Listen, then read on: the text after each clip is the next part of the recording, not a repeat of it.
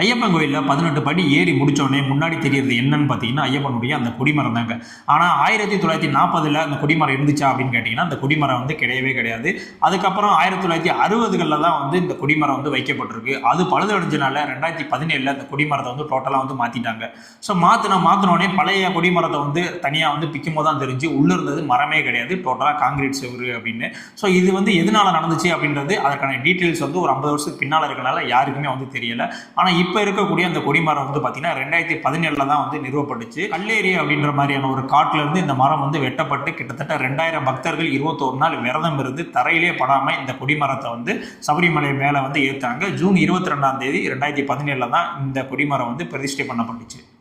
So கொடிமரம் பற்றின தெரியாத சில ஐயப்ப பக்தர்களுக்கு கண்டிப்பாக அந்த வீடியோ அனுப்புங்க. இந்த கொடிமரம் எப்படி உருவாச்சு, இதற்கு பின்னாடி இருக்க ப்ராசஸ்லாம் என்ன அப்படின்னு பண்ணி ஃபுல் வீடியோ வந்து நம்மளுடைய சேனலில் இருக்குது. ஸோ கண்டிப்பாக அந்த வீடியோவை பார்க்க மறந்துடாதீங்க. ஸோ இது மாதிரியான வீடியோக்கள் நம்ம சேனலை சப்ஸ்கிரைப் பண்ணவும் மறந்துடாதீங்க.